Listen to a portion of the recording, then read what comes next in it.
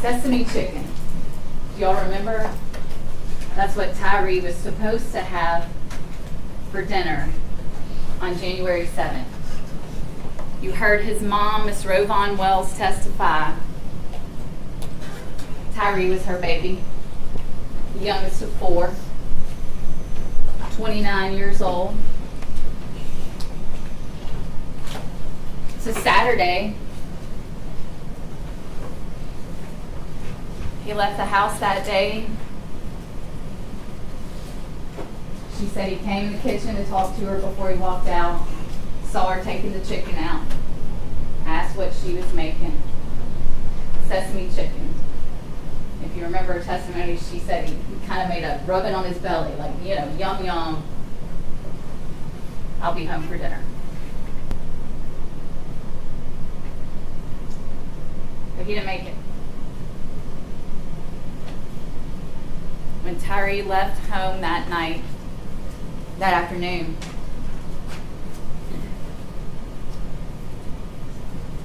"29 years old, that house on Castlegate," that's what Tyrie looked like.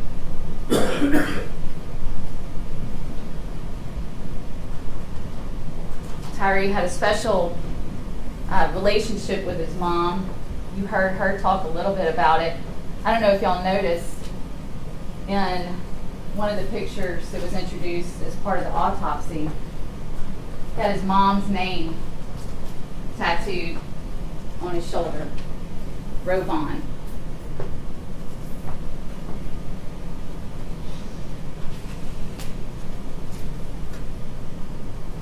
Tyrie left that afternoon,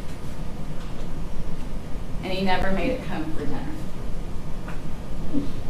because he came into contact with these officers. And the next time Ms. Rovon saw her son, he was in the hospital in the wee hours of January 8th, and this is what he looked like.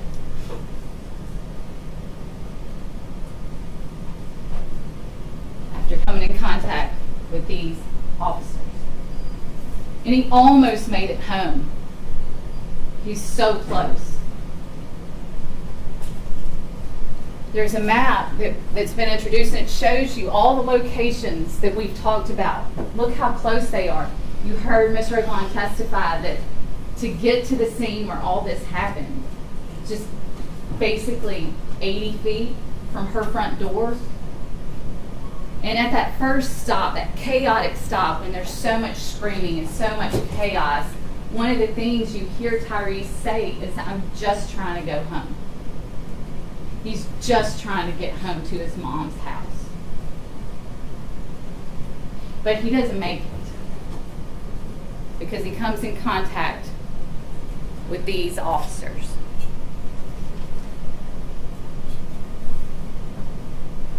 One of the things that was said in trial this week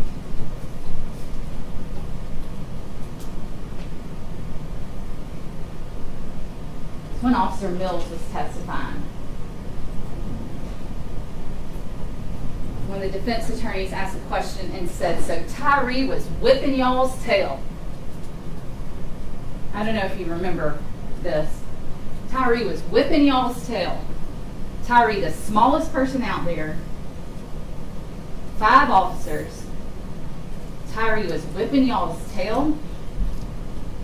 I'll show you pictures that were introduced into evidence of each of those officers at the end of that night. Officer Bean.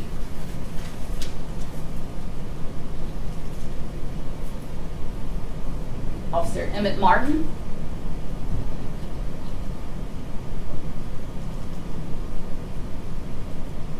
Officer Demetrius Haley.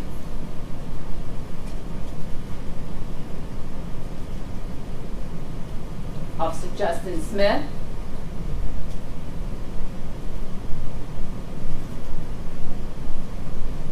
Officer Desmond Mills. They were getting their tails whipped. This is them that night, after the fact. Can you see the picture of Tyrie again? And about the same time those pictures are taken by TBI, Mr. Rodney Wells, Tyrie's stepdad, takes this picture at St. Francis Hospital. So Tyrie was whipping their tail? That's what they want you to believe? I know y'all seen a ton of video this week. When you go back to deliberate, you'll have that video. You'll be able to watch any part of it that you want. You'll be able to zoom in. You'll be able to slow it down. And I'm going to show you some video again. And I ask you to listen to things and watch things, but with certain intent, looking for certain things. Okay, you've seen it all, but now we kind of have to put the pieces together. And the first thing I want you to do, and this is different. This is different than we've done all week. I'm going to play a portion of Bean's body-worn camera. And I'm going to just set it up a bit. Y'all seen it. Bean is the officer who's riding with Officer Mills. Officer Mills testified he sees someone matching the description in the rear view. They kind of do a U-turn, and then you see Officer Bean jump out of the car and start sprinting towards Tyrie. And if y'all remember, as Officer Bean gets to Tyrie and tackles him to the ground, shortly thereafter, his body-worn camera, which is worn here on the front of the chest, falls off. So we continue to hear the audio, but the camera's facing down, so it goes black. But you can hear the audio. And I want you to watch and listen with me in just a few moments to that clip. What I want you to listen for, and we're going to listen to the portion where everything happens to Tyrie. We're going to hear those first two kicks from Officer Martin, where Bean and Smith are holding him down. We're going to hear the punches. And then the final two kicks from Haley and Martin. And I say we're going to hear because even though this body cam is on the ground somewhere over here, we don't really know where, some of those impacts you can hear. You can hear the kick making contact. You can hear some of those punches. And keep in mind, that camera is not on his chest. That camera is over on the ground somewhere. And you can hear it. So I want you to listen for that. But more so, what I want you to listen to is Tyrie. Because these are some of the last words we hear Tyrie say. And the first thing that you'll hear him do, and you've heard it this week, but I want you to listen, really listen, is yell for his mom. And he's yelling for his mom because he wants his mom, I'm sure, but also, how close is he to home? How close is he to his mom? So listen to that. And then listen to what Tyrie sounds like as the video goes on. Moaning, pain, but listen all the way through. And if we can have the lights turned off and we'll play that video.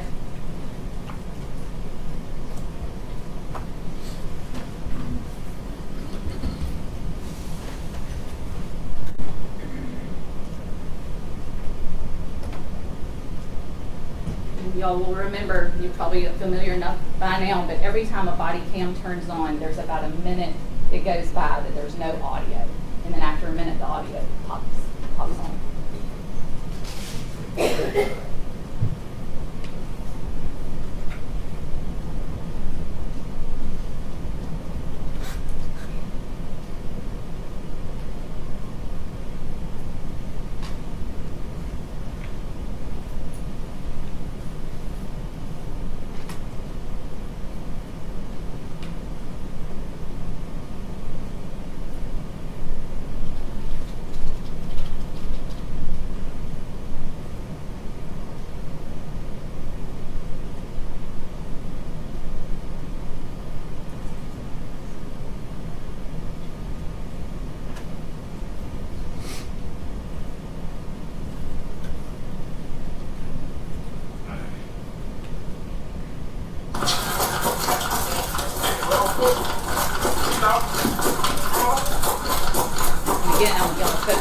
Tyrie. What was your Tyrie saying?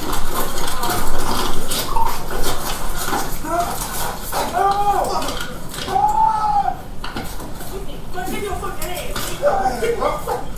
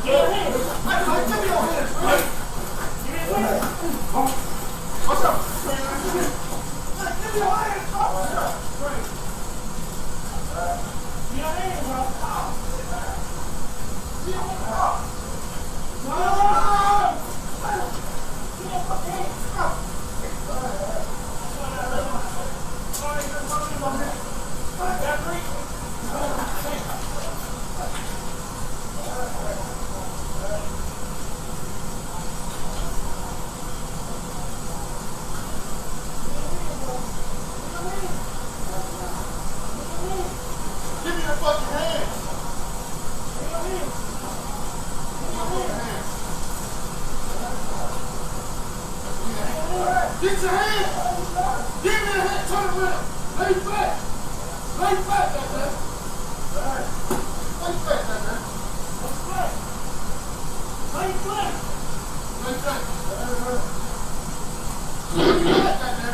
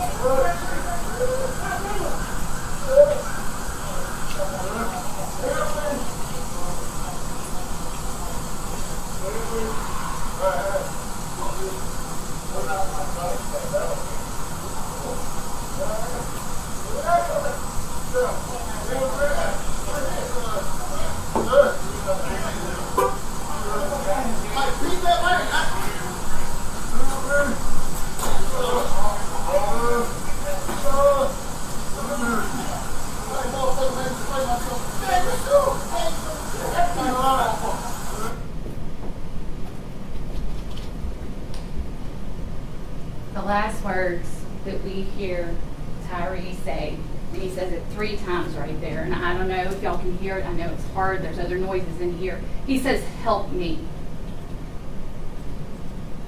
Help me." 3 times. And you know what happens right after that 3rd time he says, "Help me"? Lieutenant Haley runs in and kicks him, and then Emmett Martin kicks him again.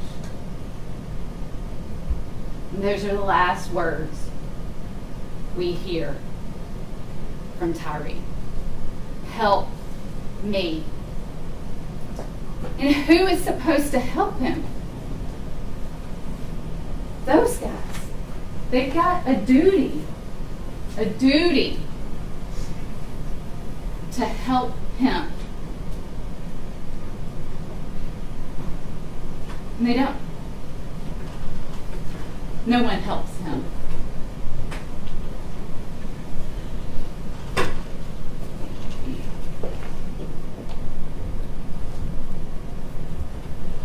No witness told you Tyrie punched, Tyrie kicked, Tyrie spit, he didn't cuss, he didn't do any of those things. Officer Mills was there, he told you. Officer Hemphill, the guy from the first scene, none of that. Officer Hemphill even described him as polite. Help me. Who was going to help him?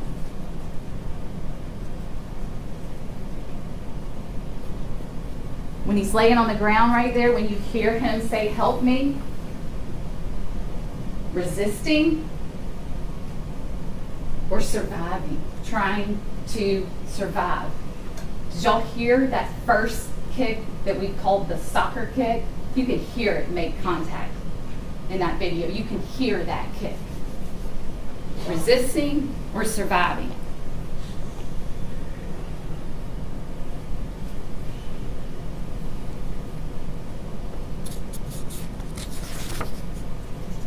I want to take y'all back to last week when we were still in Chattanooga, shift gears. Y'all remember during jury selection we talked so much. There was the Rock City stoning, remember that? And there was a robbery. I talked a little bit about the movie Ocean's 11. Everybody remember that? We were talking about criminal responsibility. And the judge has given you the law now. It's page 58 of your jury instructions. If you want, you can follow along. I'll put it on the screen. As we talked about last week, there's two different ways. It's page 58. Two different ways you can be criminally responsible for the conduct of another. And both of these apply in this case. And we're going to find those two different ways in the second and third paragraphs of page 58.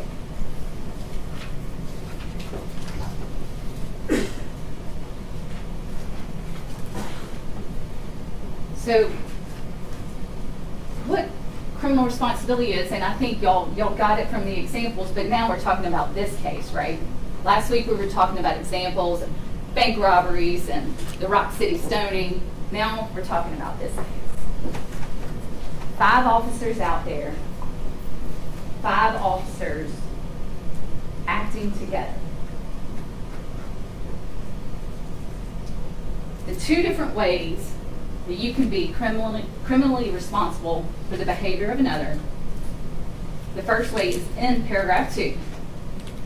The defendant is criminally responsible for an offense committed by conduct of another if, acting with the intent to promote or assist the commission of the offense or to benefit in the proceeds or results, the defendant, here we go, these are the things, solicits, directs, aids, or attempts to aid another person to commit the offense.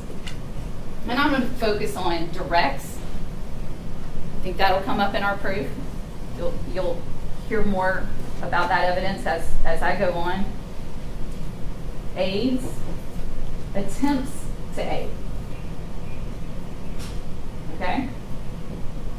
So that's one way you can be criminally responsible. Another one, and a huge one in this case, is found in paragraph 3. The defendant is criminally responsible for an offense committed by the conduct of another if, having a duty imposed by law, and here that's what we're functioning under, imposed by law, to prevent commission of the offense and acting with the intent to benefit in the proceeds or results of the offense or to promote or assist its commission, a defendant fails to make a reasonable effort to prevent commission of the offense. Okay? Aids, attempts to aid, or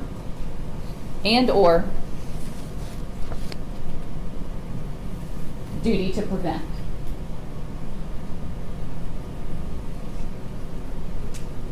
So as you go through, you get back in the jury room, you go through these deliberations, and you're considering the conduct of these individuals, you have to consider it under this umbrella of criminal responsibility. And when you read the jury instructions, and if it says the defendant, it's the defendant or one for whom he is criminally responsible. Okay? I want to point that out before I go further. And the other thing I want to look at quickly is page 4. And that is the instruction the judge just gave you. And this is page 4. If you want to look, we'll put it up on the overhead as well. This is second-degree murder. And second-degree murder only has 2 elements. That's what's listed as 1 and 2. Defendant unlawfully killed the alleged victim, Tyre Nichols. 2, the defendant acted knowingly. 2 elements for the state proof. And we talked about this with y'all last week. Knowingly means that a person acts with an awareness that his conduct is reasonably certain to cause the death of the alleged victim. Reasonably certain to cause the death of the alleged victim. Another thing I want to point out is that after it defines knowingly, it says the requirement of knowingly is also established if it is shown that the defendant acted intentionally. Intentionally. Knowingly or intentionally. What I want you to think about as we continue to discuss the evidence today is, how do you know what somebody knew or what they intended according to this? You know based on their actions and their words. That's how you know someone's intention, right? What did they do? And in this case, you can see. You can see what they did, and you can see what they didn't do. You can also hear what they said. So keep those things in mind as we discuss the evidence today. And keep those things in mind as you go back in that jury room and have all this evidence. And you can rewatch any portion today during, I'm sure, everyone's closing arguments. If somebody points to something that happens, make a note of that timestamp, because you'll be able, if you want, when y'all go back to deliberate, if there's any questions, y'all can watch all these videos and find these things for yourselves, okay?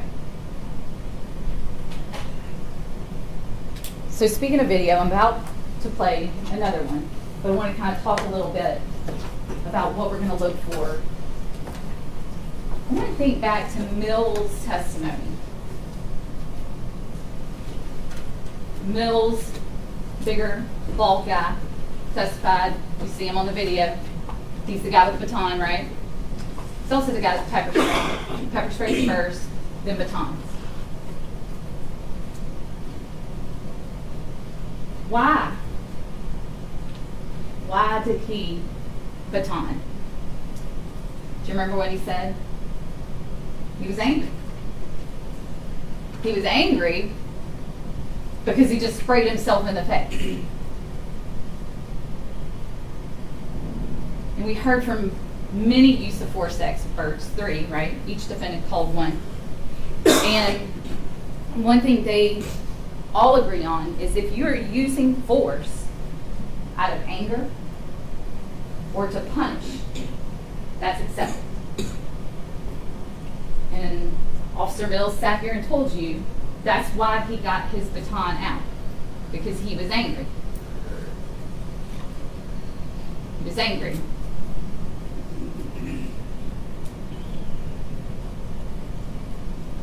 The first video we're going to watch is going to be the pole cam. And that's sort of the eye in the sky, right? The pole cam video. And this is going to be a little zoomed in. I'm going to slow it down a little bit. And the reason I want to do that is so we can focus on the actions of Officers Bean and Smith. Now keep in mind, criminal responsibility. aid, attempt to aid, duty to prevent. They're aiding. In the beginning of the video, remember how it all sets up. Bean runs in, tackles him, Smith gets there right after, and there's stuff going on the ground in the very beginning.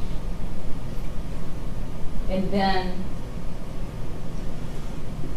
the next thing we see is Officer Mills and then Officer Martin.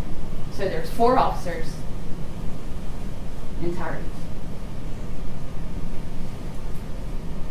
And I want you to focus, watching it this time. I told you you can see a lot of the same video, but I want you to focus on different things when you watch it. Only this time, I want you to focus on Bean and Smith. Okay? Now we all remember Smith is the one who has on tennis shoes, right? And they have a white sole. So it's easy to spot him. And at different times he has on a baseball cap. Bean has on, a sort of a head covering, and you'll see him. So they're the two, and they're holding Tyrie down. I want you to look at where their faces are, where their hands are, especially when Emmett Martin comes in with that first soccer kick, then with the second.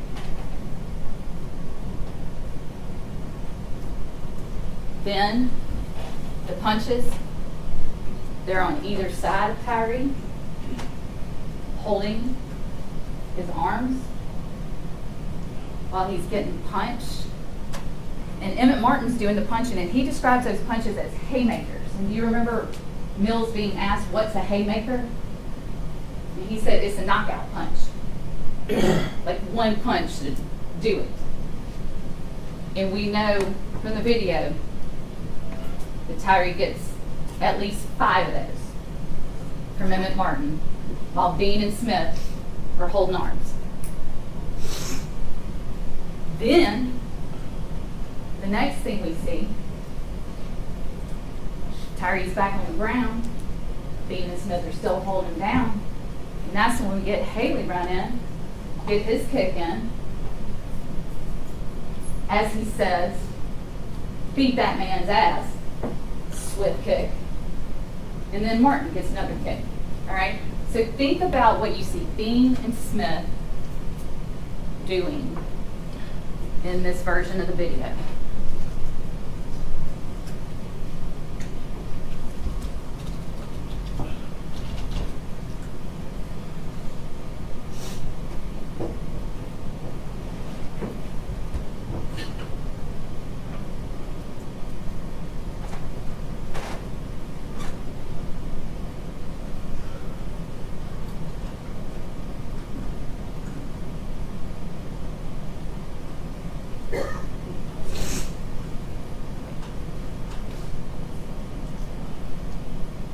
Just to make sure, Emmett Martin's on the front of the screen closest to us. Again, you know who Justin Smith is because he's got the shoes on that are easy to spot.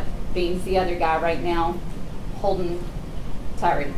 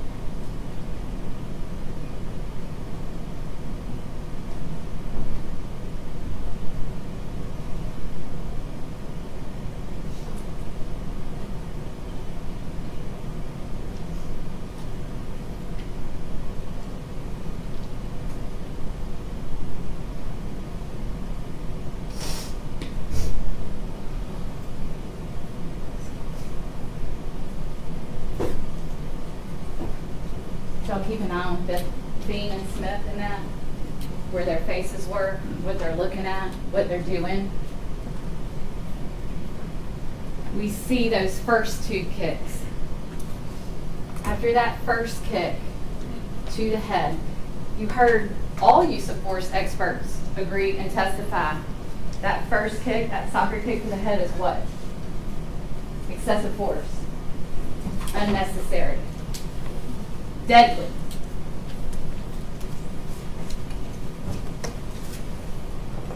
And after that first kick, what do we also have triggered? The duty to prevent it. The duty to prevent. Criminal responsibility, duty to prevent. Bean and Smith holding him down. I mean, their faces are right there. In that first kick, you can hear it on the video. Can you imagine if you were holding the person that took that impact? You would be able to feel it. We can hear it. But they're holding him, Bean and Smith. So, first kick, right there. Duty to prevent. Duty to intervene. Second kick. Duty to prevent. Duty to intervene. Then those punches come, they're holding it. I mean, and we've got all the baton strikes, but we're just putting that in another bag. They're holding him. And that's when the haymakers come, and you can see them. You just saw them. Y'all watch it, count them out. I count at least 5. And you can watch how hard they are, because watch what happens to Tyrie's body, his head, how it's impacted by these punches. And after each one of those punches, what do we have? A duty to prevent, a duty to intervene. But these guys continue to hold. Then he's down on the ground. So now we're 2 kicks, at least 5 punches, and that's 7 times. 7 times. Those guys could have intervened, could have prevented, could have done something. Could have just said stop. Nobody says stop. And after those 2 kicks and after those 5 punches, they're on top of Tyrie. Because there's a little minute there where you see, you know, they're just sort of in a pile on the ground. Tyrie's on the bottom. Bean and Smith are there. Martin's kind of standing over him for a minute. And it's at those moments where in the first video we heard Tyrie say 3 times, "Help me." And what's the next thing that happens? Officer Haley. Beat that man's ass, he says. Do you remember criminal responsibility directs? Aids, attempts to aid, directs. Beat that man's ass. Runs in, kicks.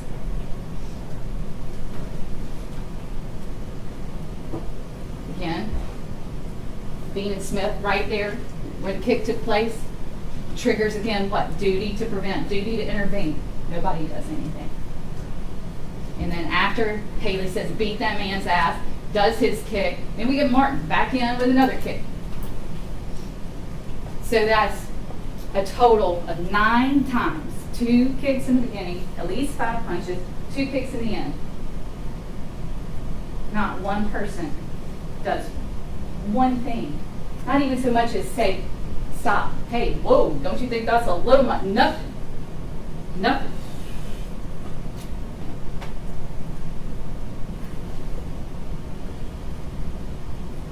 So then the defense is going to tell you they were pepper sprayed, they didn't see anything. But keep in mind, we can hear these impacts from some body cam that's on the ground somewhere over there we don't even know. And these men are physically holding Tyrie's body while this is happening, with their faces this close. They're going to say they couldn't see it. They were pepper sprayed. They had tunnel vision. There's just no way. We got 9 chances Watch it. What I'm about to play is Mills' body-worn camera. And again, you've seen this, but I want you to watch it with fresh eyes. And what I want you to focus on is the reaction. First of all, Mills, before he sprays, is trying to be responsible about it, right? He's like, hey, y'all, watch out, watch out, watch out. You'll hear him say that. Like, I'm about to spray, watch out. Meaning, get back so you don't get sprayed, right? And you will see, the first time he says that, Bean and Smith step back. Completely let go of Tyrie. And step back when he gets ready to spray. Okay? We're going to watch it in just a second. Then he sprays. I don't know where that spray goes. I don't know. I mean, you watch it, you see it, you know. He kind of steps out, he comes back in, and he says again, watch it, I'm about to spray. And this time, he sprays himself. And Martin's on the same side as Mills. And they both get it. And the defense is going to have you believe, well, it's in the air, everybody's affected. Well, let me tell you who's affected. You'll hear immediately Mills and Martin, oh shit, you know, reacting. You'll see Martin walk away, you'll see Mills walk away, because it means that it hits them. It's clear. And I want you to think about this too. You've seen those Bad Bob videos that they played for a number of people? When they spray that spray in the Bad Bob video, is it some huge spray, or is it a stream that goes directly into that person's eye? Think about it. You're going to have all those Bad Bob videos, but that's how it sprays, right? So it sprays in a direct stream. So when I watch it, when you see Mills say, I sprayed myself, and you'll see him continue to react. He has to continue to walk off. You'll hear him. He sprayed himself. Martin was standing next to him. He got hit by some of it. You see Martin walk off. And this gets back to the point. What did Mills tell you? He's angry. After he sprayed himself, he comes back with that baton. Right after that pepper spray, when it hits Martin, he's angry. What's he come back and do? Soccer kick 1, kick 2, punches. So watch Mills' body cam with me and think about what you see Bean and Smith doing, how you see Mills and Martin react to this spray.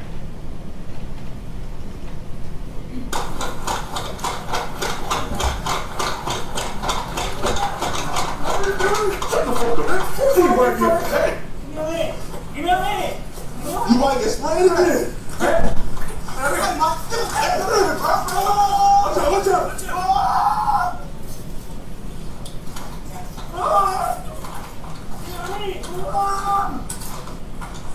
Mom! Hey. Give me your hands. Give me. Okay, all right. Give me your hand. Give me your hand. All right. Okay. All right. Give me your hand. Give me your hand. Watch out. Spray eyes again. Give me your hand. Watch out. Spray. All right. Give me your hand, bro. Oh, shit. Oh, shit.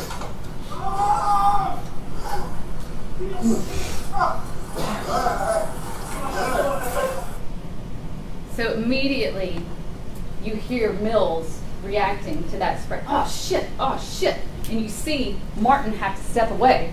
You can also see right here, that's Martin. You see that little black square? That's Martin throwing down his body-worn camera. Because now Martin's pissed. So this is him throwing down the body-worn camera. That's 20, 33, 51, about there. If you don't want to look at it when you get back there. Here's Martin throwing down his body-worn camera because it's on. You immediately see Martin and Mills react to that spray. They get angry, and then we'll watch what they do next.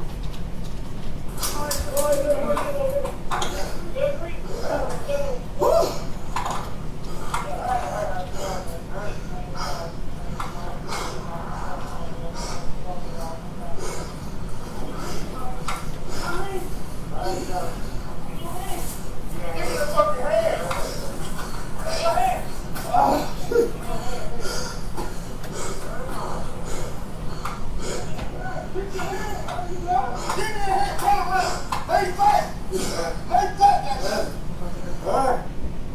And you hear Martin yelling commands at Tyrie. And this is when he's kicking him. And this is why Mills testified he didn't see those kicks, because he's over here on the back of his car dealing with his pepper spray when those first kicks happen. And again, when you have the body cam back there, you can line all this up.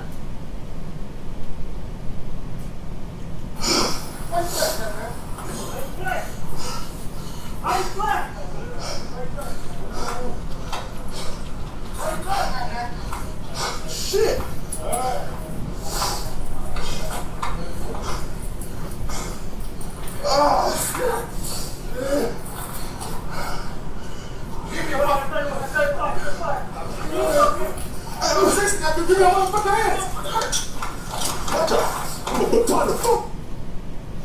What about, talking about angry, did y'all hear Mills' voice in this video? Mills, the guy who sat here and testified, and y'all couldn't hear a word he said almost because he was the softest talker you've ever heard in your life. Listen to how angry. Listen to the scene. I'm about to baton the fuck out of you. You can hear that. You can hear anything he said on the stand. You can hear that. Because he's angry. They're angry. Get the fucking hands! Watch out! Watch out! Give me the hands! Give us the hands! Give us the hands! Same location. Watch the camera. Watch the camera. Watch it. Give me your fucking hands.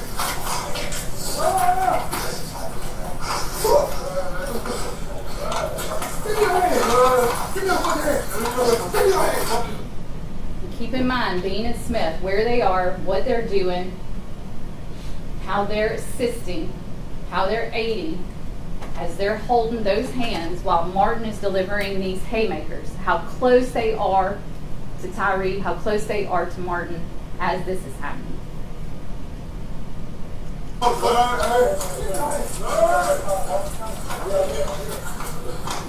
Ross and Castlegate. And you notice, you see in Mills' body cam capture some of those punches, and if you'll remember, Mills told you he heard the first thump, he called it. He heard the first thump, and then he looked and saw what was happening, and he turned away and walked off. Duty to prevent, duty to stop, he didn't do it. He told you. But he saw it and he heard it, and he says, I knew it wasn't good, and I walked away. And that's what we see him do. He just walked away. We are east of the intersection.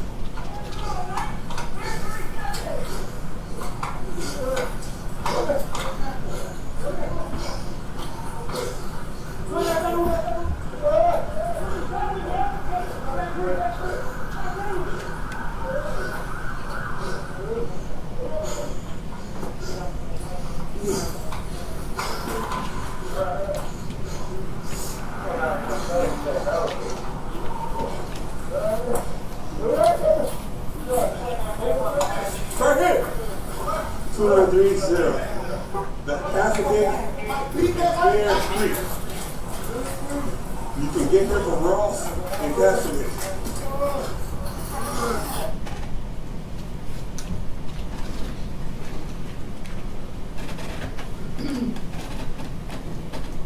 Mills was asked, where were Bean and Smith when those first two kicks happened? His answer, right there. Where were Bean and Smith when Martin was given those haymakers? Right there. Right there. Mills told you he didn't do anything to stop it. He didn't tell the EMTs or paramedics what happened. He regretted it. And he pleaded guilty. That's Mills. So we talked a lot and looked at what Bean and Smith were doing. And in many respects, you can kind of put them in the same category. Because they're doing the same things. Haley, a little different. And we brought it up, we've talked a little bit about it. But Haley is different. His attorney has brought it up on every possible occasion. Well, Haley didn't have a duty to prevent these things. He didn't say, well, of course, I agree with that. He can't report something he never saw. Of course, I agree with that. So let's talk about what Haley did do and what Haley did see. We just got a little clip of it at the end of that. What do we know about Haley? Back to the pepper spray, right? Remember the video from the first scene? Haley tries to pepper spray Tyrie and sprays himself. And you see, remember that video from the first stop where Hemphill's helping Haley wash his eyes out? And he stays there on that first scene. That's why he's not here already, because he's there washing his eyes out, right? That's happening at the same time. But once he feels like he can drive, he gets in the car and drives to this scene. And comes running in. Running. Not assessing, not taking his time, not saying, hey Bean, hey Smith, Mills, what's the situation? Where are we? With seeing cuffs, where are we? What's happening? Runs in, says, beat that man's ass, and does a kick. And as soon as he gets done with his kick, Martin comes back in and gives another kick. We heard from 3 use of force experts. And they, all 3, agree that every use of force that Martin did was excessive and unnecessary. 2 of them, Tisdale and Zawicki, said Haley's kick excessive and unnecessary. One said Haley's kick was fine. And that was Mr. Cameron, who is Haley's use of force expert. He says that Haley came in, made an assessment of the scene, surveyed Tyre Nichols, and decided to deliver a kick expertly to the certain area that would allow them to then cuff Mr. Nichols.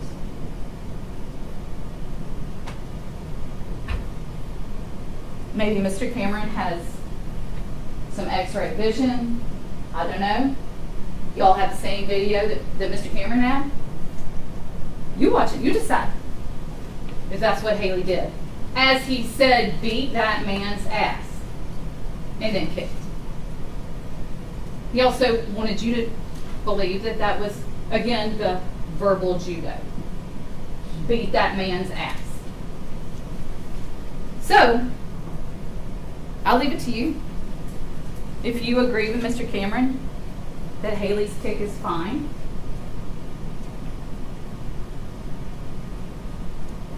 there's another kick right after it from Martin, which triggers what? Duty to intervene, duty to prevent. Stop. Nobody so much as says the word stop one time.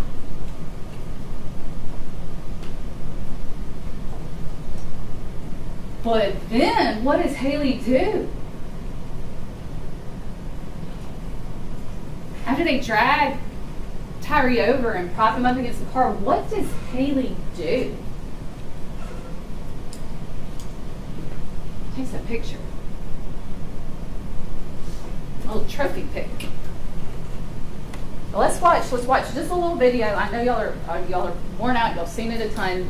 We'll watch this video, and again, we're looking at the actions of Haley.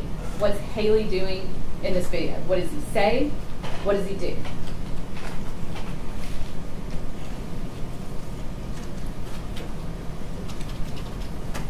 And this is going to be the sync video. This has the pole cam video, but the audio you'll hear is from Officer Bean's body cam.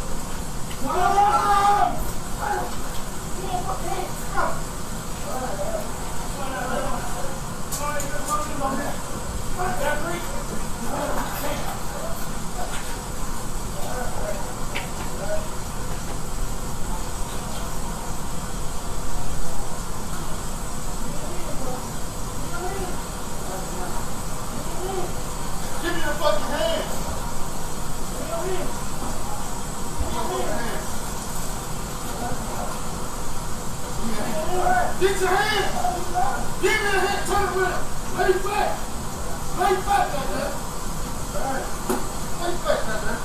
Lay back! Lay back! Lay back like that!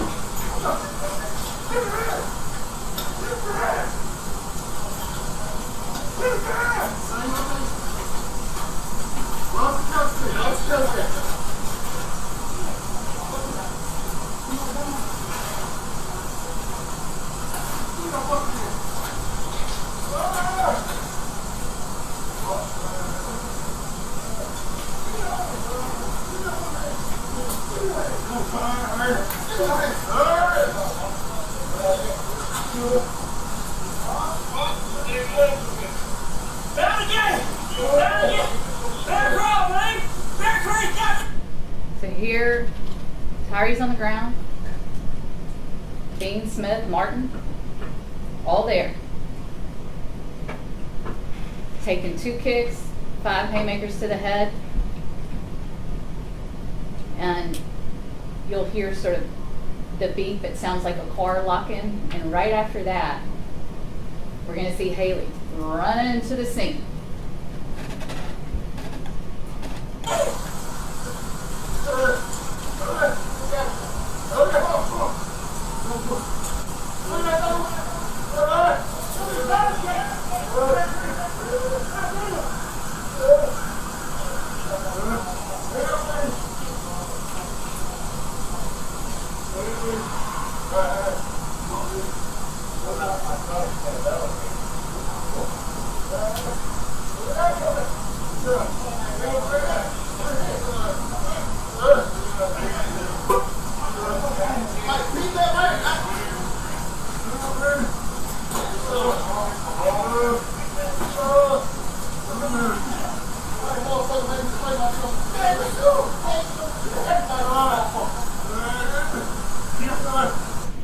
What does Haley say right after he delivers that kick, after Martin's kick? That motherfucker made me spray myself.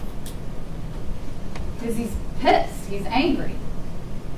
And he is reacting out of anger. Runs in, delivers that kick. Bean and Smith right there. Duty to prevent.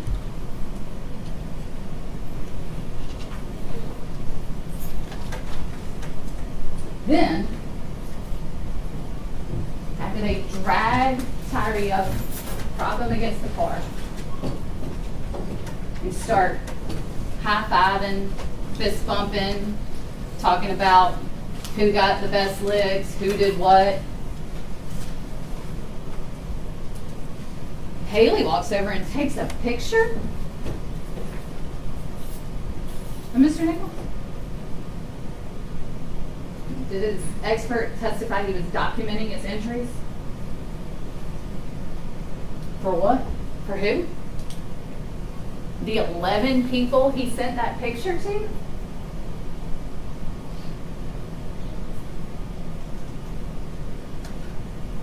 Pull that picture up.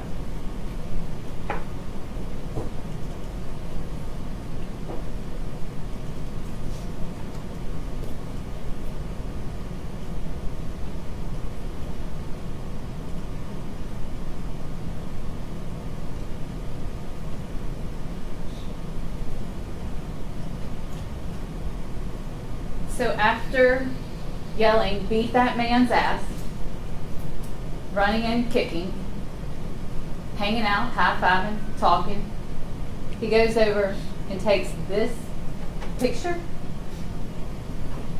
and then sends it out to at least 11 people, was the testimony we heard. And what about the text thread he had with some other MPD officer, MPD officer Fox, or so it was saved in the phone?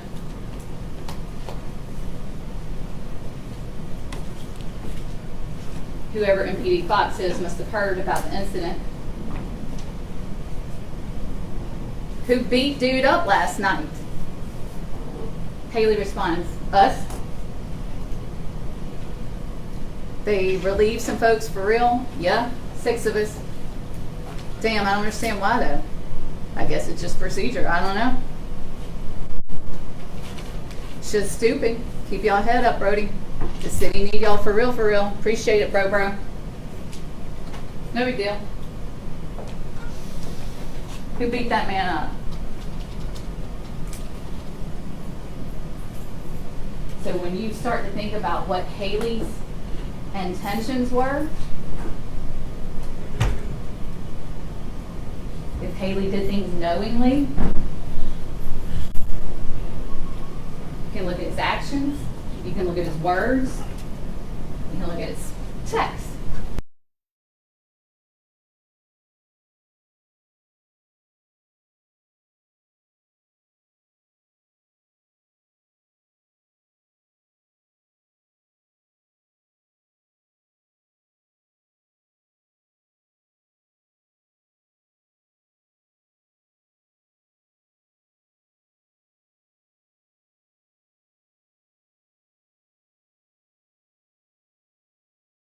Indictment in this case, and it will say State of Tennessee versus Tadarrius Bean, Justin Smith, Demetrius Haley, Emmett Martin, and Desmond Mills.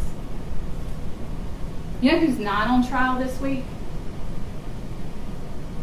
Tyre Nichols. He's the victim in this case. And by the time y'all hear from the defense today, they're going to try to have you convinced that Tyrie should be on trial. They're going to show you these credit cards that were found in his car. Days after. These officers had no idea those cards were in that car. They're going to want to talk about some mushrooms that were found in the trunk of Tyrie's car. 1.77 grams. Do you remember TBI agent Chuck Baker who testified? He was asked how much is 1.77 grams, and he said a dollar bill weighs about a gram. So the amount of mushrooms that were in Tyrie's trunk were the weight of $2 bills. And so because of that,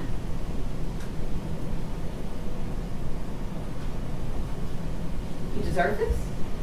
Because he had those credit cards in his car? They didn't even know. They didn't even know that stuff was there. TDI found that when they executed a search warrant on Tyrie's car days after the event.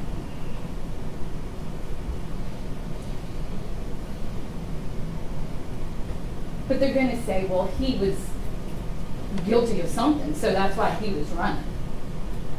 So let's just take a minute and think why Tyrie was running. And this is where it gets tricky.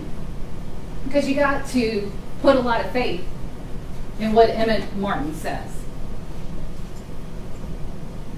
Hemphill told you that he was out there and he heard Martin say that he had one speeding.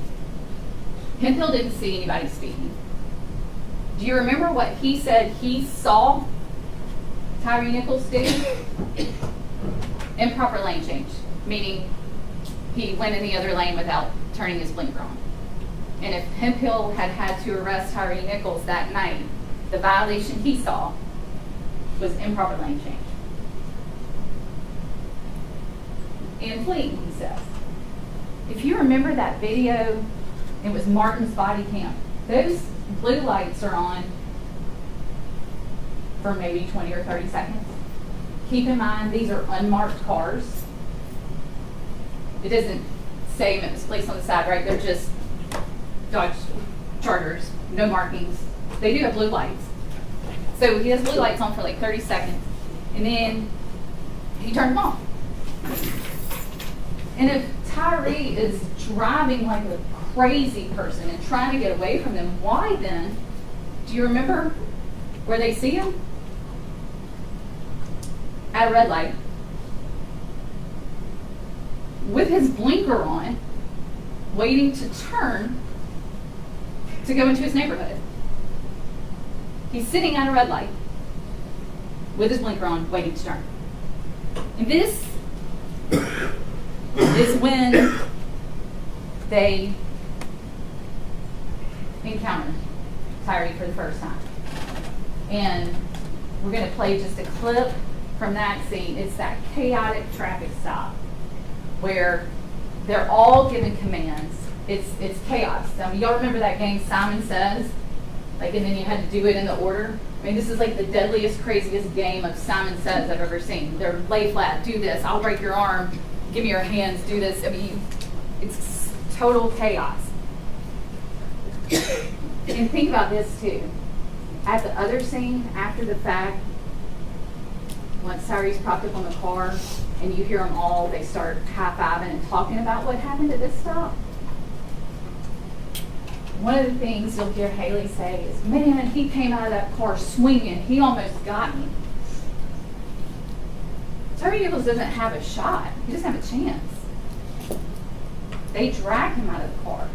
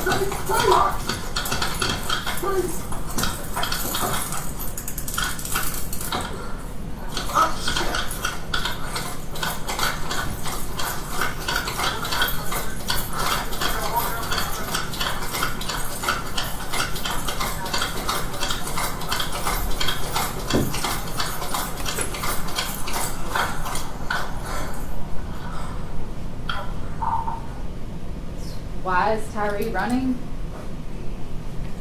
I submit to you it doesn't have anything to do with these cards or mushrooms in the trunk. I submit to you he's running from those officers.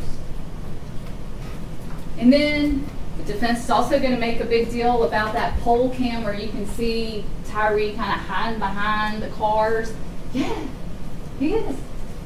He's hiding from them. And they're going to want to say he was hiding things, putting things down. You watch the video. It's not there.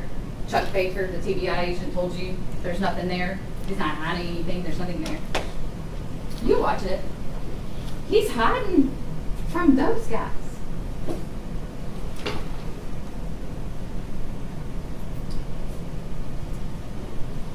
Y'all stay with me. I know it's late. I've been talking a long time. I know you're hungry. You want lunch. I got a little more to go, and then you get your lunch break. It's also not the state of Tennessee versus Robert Long. Remember the little EMT who sat up here and testified? They want to say, well, he should have done this, and he should have done that, and he should have done this. Well, they're the reason he's there. If they hadn't done what they did, the EMT would never have had to respond. He responds, and he thinks he's responded to a pepper spray and tasing. Remember that first interaction at the first scene where he talks to Hemphill and say, no, it's not for me, because they were real confused. They were like, did you call us here?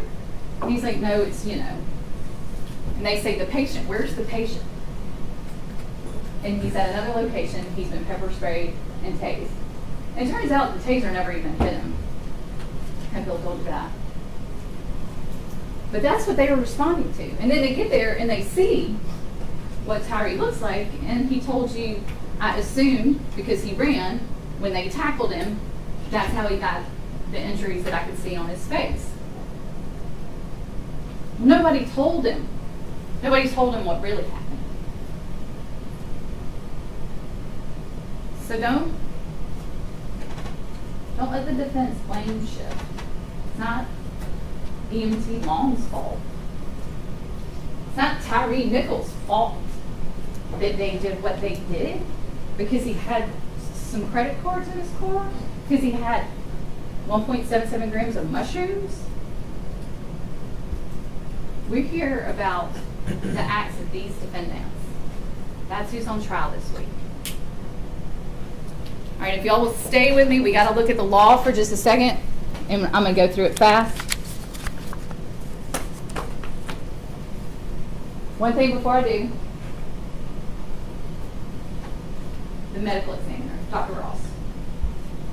And you'll have his report, that's part of evidence when you go back there. The main thing that caused, the ultimate cause of death was blunt force injuries to the head. Based on the video that y'all have seen 1,000 times now, that doesn't surprise anybody. But what I want to draw your attention to, if you'll remember when he testified, he talked about torsional injuries. That's the thing about torque, right? And he described how your skull, your brain is inside the skull and it's attached. And if your head is hit with so much force that the brain can't keep up with the skull and it tears away.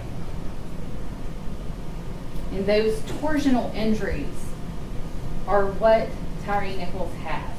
That's what caused the brain trauma. And how, as Dr. Ross, when do you normally see that? Do you remember what he said in car wrecks? That's the kind of force we're talking about. But what's the other thing that makes that significant? In a car wreck, seatbelt. You're being held in a position, and the force makes your head turn while the rest of your body doesn't turn with it. And what do we know about what was happening out there that night? Bean and Smith are holding Tyrie down when those first kicks come. So his body's being held stationary while that force goes to his head. The force of the first kick, the force of the second kick. And same thing when we have those haymakers, those punches. Again, he's being held. Normally, if you got punched with one of those, you just fall down. Your body would go with the force of the punch. But if you're being held, you can't. So look at that report. All right. The instructions, I'm not going to read them all to you. I'm going to go through a few things. I got a few pages I want to talk about, and then I'm going to sit down, I promise, and y'all can eat lunch. So stay with me. First one I want to talk about. I'm just going to talk about, there's 7 counts of the indictment. Going to look at that. There are a bazillion lesser included offenses. Did y'all notice that when the judge was reading? I submit to you, you don't need them all, because the state's proven the charges in the indictment. And if you agree with that, you don't need to look at the lessers, because you just go with the count in the indictment. The first one, 2nd-degree murder. We've talked about this. This is page 4. And remember, when we think about all of this, we have to think about that sort of umbrella of criminal responsibility. So every time you see defendant, that means any of these defendants or anyone for whom they are criminally responsible. Okay? So 2nd-degree murder just has 2 things. Defendant unlawfully killed the alleged victim, Tyre Nichols. Defendant acted knowingly. I submit to you, based on the proof from the medical examiner, the brain trauma, those injuries, were caused by the impacts of Emmett Martin. Soccer kicks, 5 haymakers to the head. That the defendant, Emmett Martin, or criminally responsible for his behavior, right? They're all out there. They're all doing it together. Certain people are holding, certain people are kicking, certain people are batoning. We got all sorts of things going on, but they're all engaged together. Aid, attempts to aid, or duty to prevent. That's 2nd-degree murder. That's page 4. The next one, page 15, is the 2nd count of the indictment. Aggravated assault acting in concert. This has 3 elements. The defendant intentionally or knowingly caused bodily injury to Tyre Nichols. Check. The act resulted in serious bodily injury to Tyre Nichols. Check. Right. 3, that the defendant committed the offense while acting in concert with 2 or more other persons. Check. Right. So a total of 5 officers involved in this. 5 officers listed in the indictment. We have 3 on trial this week, but you've seen what Emmett Martin's doing out there, and you've heard from Officer Mills. The next count of the indictment, count 3, is on page 23. If y'all want to turn to it, we'll put it up. And the next two counts are the same, so we can kind of cover them at the same time. It's aggravated kidnapping. And this probably, of all the counts, sounds the weirdest at first.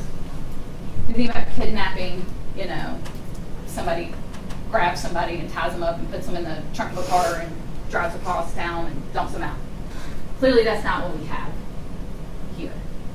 So this is a sort of a different way to think about kidnapping. So look at the elements. The elements of aggravated kidnapping here. And so this is count 3. It's aggravated kidnapping with bodily injury. And count 4 is going to look just the same, except it's an alternate theory, and it's aggravated kidnapping while you possess a weapon, okay? So we can kind of look at these at the same time. That the defendant knowingly removed or confined Tyre Nichols unlawfully so as to interfere substantially with his liberty. The state isn't arguing that he was removed, right? It's that he's confined. It's that he's cuffed. And he's propped up against that car. Unlawful. There was a time that night, there was a time when those officers could have arrested Tyre. And that would have been lawful. But that changed the minute we got that first soccer kick, that first use of excessive force that no one does anything about. That's when it changes. That's when, from that moment forward, everything that they do next is unlawful. So when he's sitting in cuffs, propped up, his liberty is clearly interfered with. He's propped up against that car, and they're high-fiving, hanging out. Nobody's rendering any aid. You heard the use of force experts that officers have a duty to render basic medical aid that they can. Nobody's doing anything. Really not even paying attention to them at all. DMTs get there, nobody tells anything that's going on. So that's the kidnapping. It's when he's there cuffed, liberty interfered with, he's confined, and we know he has bodily injury. During that time, he's basically dying. We know by the time the paramedic gets there, he's going into cardiac arrest. And shortly thereafter, you heard Dr. Ross talk about all the things that are happening in his body and how quickly that's happening. And then he goes into organ failure. By the time he gets to the hospital. So 23 is aggravated kidnapping with bodily injury. And page 32 is aggravated kidnapping with a deadly weapon. And again, the only difference you'll see here on page 32 is under number 2, is that the defendant possessed or threatened the use of deadly force. I'm sorry, use of a deadly weapon. Possess. All these officers have a gun. They possess a deadly weapon while they have him restrained unlawfully, while they have him confined and are interfering with his liberty. So those are the two theories of aggravated kidnapping. One with bodily injury, one with a weapon. That takes us to official misconduct, count 5. And this is page 37. If anybody's following along, we'll put it up on the screen as well.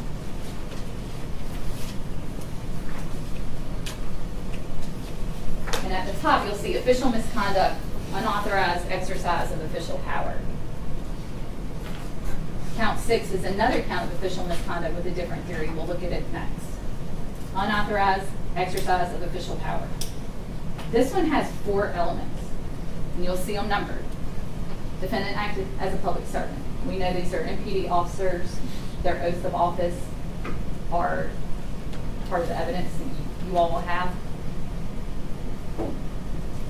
Number 2, committed an act relating to the defendant's office or employment that constituted an unauthorized exercise of official power. So from the moment of that first soccer kick, everything going on out there is unlawful, and now it's unauthorized use of their official powers because we've had excessive force and nobody's stopping it. Number 3, that the defendant, and remember this is the defendant's plural, or the defendant, the one who is criminally responsible for, right? So, and then 4, that the defendant acted with the intent to obtain a benefit or to harm another. And clearly, Tyrie is harmed. So that's the first count of official misconduct. The second count of official misconduct is on page 41. And this is an alternate theory. This is refraining from performing a duty. So it's all the same elements, 1, 2, 3, 4 that we just discussed, except number 2 is the different. That the defendant refrained from performing a duty that was imposed by law or that was clearly inherent in the nature of the office or employment. Refraining from performing a duty. This guy had a duty to inform the EMT about what was going on, about what they had done, about what kind of care this guy needed. Nobody did anything.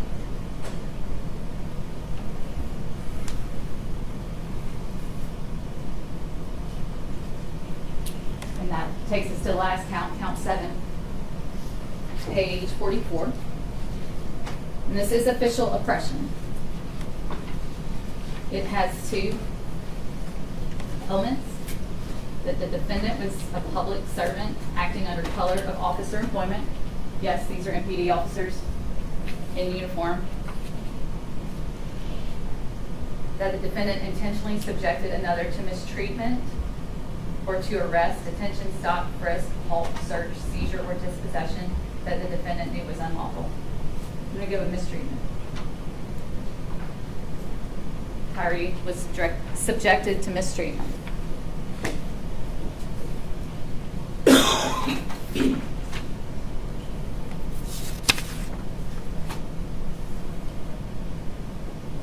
I promise I'm almost done. The last one we're going to look at is kind of where we started.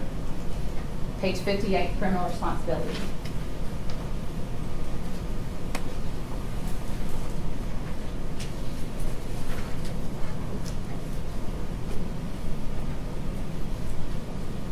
Two different ways you can be criminally responsible for the conduct of another. Direct aid, attempt to aid, focus on those. Duty to prevent, commission of the offense. Okay? Do you remember this week when we watched sort of a little animated video? Lieutenant Smith put it on, and it was like a cartoon thing where it only showed what Smith was doing. Do you remember that video? That's not what happened out there. It's 5 officers acting together. If it was one officer out there, would we be here? No. If it was just Justin Smith in that animated video, no. That's not real life. That's an animated video. It's a vacuum.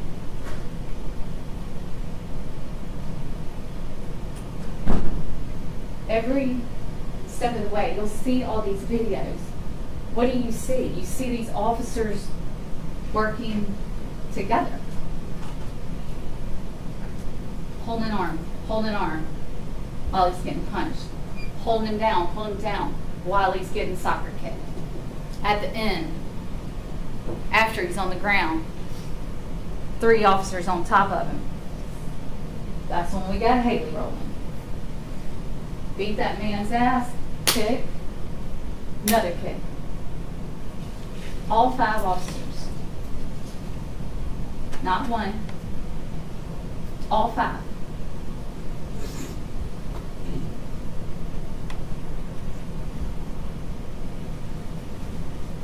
But it's not just their actions that you have to look at. You also have to look at their omissions to act. The duty after every one of those impacts, and I count 9. 2 kicks, 5 haymakers, 2 more kicks. 4 total kicks, 5 total punches.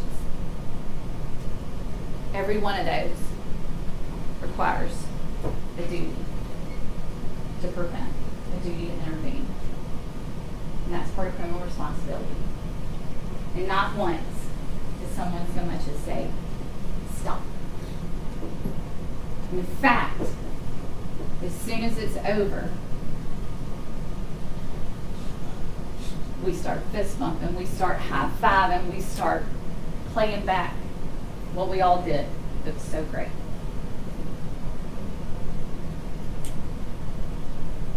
Ladies and gentlemen, in our opening, Mr. Hagerman told you these men aren't monsters.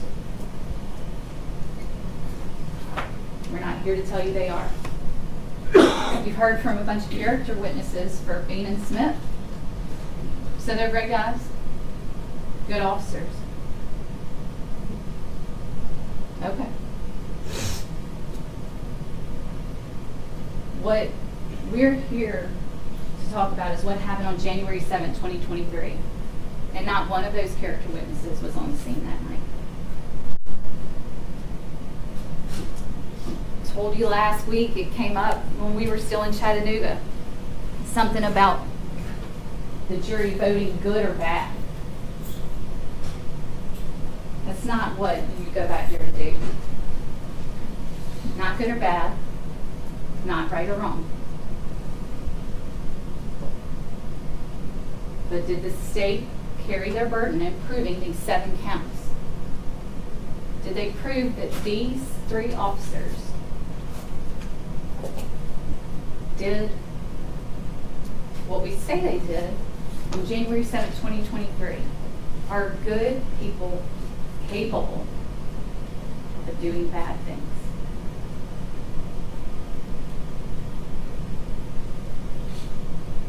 That night, January 7th, 2023, those 3 officers did bad things. And when Tyrie cried for help,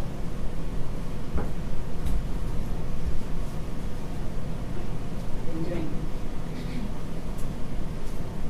Nobody helped. Nobody prevented.